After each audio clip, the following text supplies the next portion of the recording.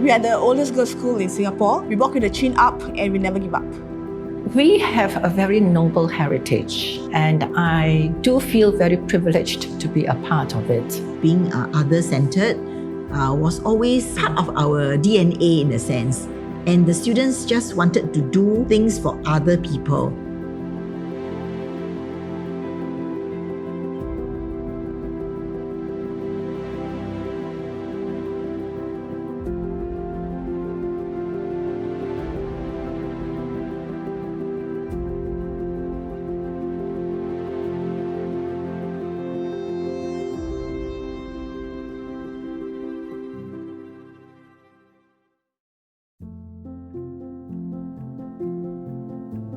I think all of us, having everyone in the family go through being in the same school, you'll have still that special bond in the sense that we all have gone through a similar process, know the same teachers who have taught from my mom all the way until my generation, until like they are still there now. I joined St. Margaret's School 2 weeks after the New Year's term started. To be honest, I had more than a few butterflies in my tummy on my way to school that morning because I didn't know anyone. To my surprise, when I got to the class, a couple of girls came to me, said hello, and introduced themselves. I will be forever thankful to them. So like that very first day, I was assured, they say, hey, if you have any problem, just come to us, okay? So that is something that I was touched by that sense of care. In fact, I felt very much as if we are part of a family.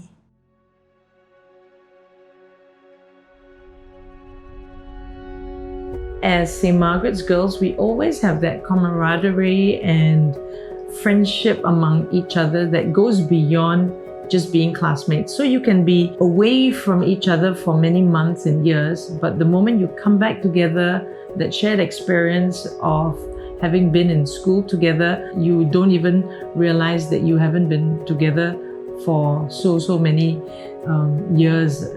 As a newcomer to the boarding school, I had a wonderful, warm welcome from the 30-odd other boarders who are already there. I used to play around during our rest time. It was about 4 o'clock in the evening. We had wonderful friendship, running up and down the school compound, playing hide and seek and doing games like the 5 stone. When I was in St. Margaret, the teacher that inspired me was Miss Naraini, of course. Okay? Yes. She taught us how to be resilient in a way that if you have any kind of negative comments that actually come to you, right? She taught us how to fuck it up. I'm proud of you, Margaret. Oh, thank you. I felt a sense of belonging in the school because I first met my form teacher, Mrs. Lily Tan. She warmly welcomed all the children, especially for my case, I had very bushy hair, and early in the morning when she'll come to ask me to come forward, and then she'll tie 2 ponytails for me. Then gradually it's like an everyday thing, So somehow I felt like, oh, I have a second mom in school. I grew very attached to her, so when she formed this band CCA, I was kind of like very keen to join the band team. In primary 5, that's when they started selecting the drum majorette, and I was selected as the first drum majorette. I was scared, worried, whether can I do it. So the first event we actually had was on National Day. That was when I first performed, led the band in the field and performed. I felt proud, happy, but at the same time worried and scared. Actually, I'm a very easygoing person, but since being appointed as head prefect, I have to be like a disciplinarian. I have to check on all the girls, even the length of their uniform, their fingernails. However, in life, you just have to do the right thing. All this is just a training ground, it's part of growing up. Currently, I'm with the Singapore Armed Forces, and it's not easy, right? You need to have a lot of resilience, you need a lot of devotions, you need a lot of patience. So I really believe that St. Margaret's Secondary School have actually made me the person I am now. I would just say the essence of what the school has taught all of us is that we must have the courage to do what is right, even when others do not think so. It's not always about achievement.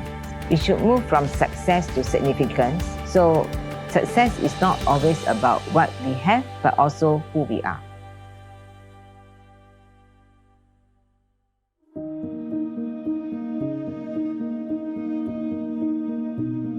It was in the year of 1941 when my student days ended in St. Margaret's, because during that time, in December, we were sitting for our history exam. We were all seated in the classroom, and suddenly we heard the siren warning us of enemies approaching.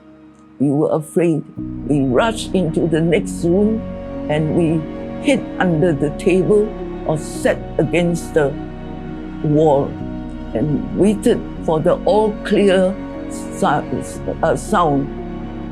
to tell us to go back to our paper. So during that 1941, I went home in December just in time before they disrupted the causeway, and I stayed in Malaya during the war years. There were many years when the students didn't like the polka dotted uniforms, and they rallied to have it changed. Until I would say Mrs. Caroline Lee came to the school. She said, why, it is a very good uniform. And we had many posters of our students in the uniforms, exemplifying the different values of the school and so on. Mrs. Caroline Lee also spoke to the girls about our brand, that St. Margaret, the polka dot, is a brand that won't go out of fashion. And that, I think, sat very well with the students. That was really a turning point. I think for me, what I cherish most about the school is the Christian ethos that permeates so deep into the history of the school.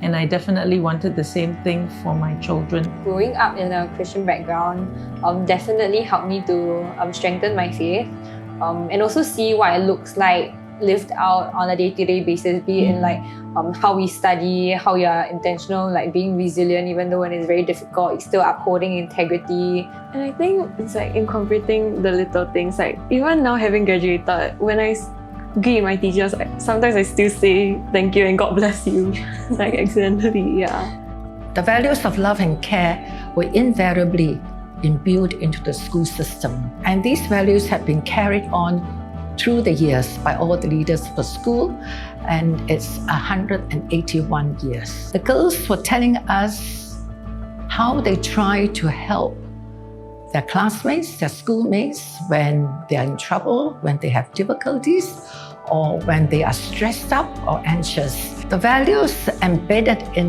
the school mission and vision are our DNA, the DNA of St. Margaret's. The St. Margaret's spirit would be caring for each other, holding each other's hands so that we can progress. We want to run the race together. It's a team spirit. In St. Margaret's, I see that there's a binding force of love that brings us together. Indeed, for all the taglines that we have, I really resonate with blessed to be a blessing. We are blessed with much, and therefore we learn to give and learn to be a blessing to others. There's a multiplier effect when we feel that we are blessed and we want to be a blessing. So to me, it's like the ripple effect of a stone thrown into the water. The St. Margaret's spirit of kindness and affection has played a big role in my life so far, and I always feel that it is blessed to give than to receive. What I hope for in the future of St. Margaret's is for all the students to carry the motto of St. Margaret's wherever they go, be a blessing to others, and carry the Christ in you. When I leave St. Margaret's, I think I will miss the interactions with the students and the hope that I have in each student. There are so many things that the students can achieve. Everybody in our school should be learning and then glowing in some way in future. For St. Margaret's, I think what is important is that the girls grow up to be young women of character, to be God-fearing, and also to acknowledge God in their high and low points in their life, and also learn to trust Him. God has given us a lot of gifts and talents, and when we use them, it's really our gift to Him. We are a church school, and we share with them the love of God. Whether the girls are Christian or non-Christian, it matters not. We are one school, one family, unbroken.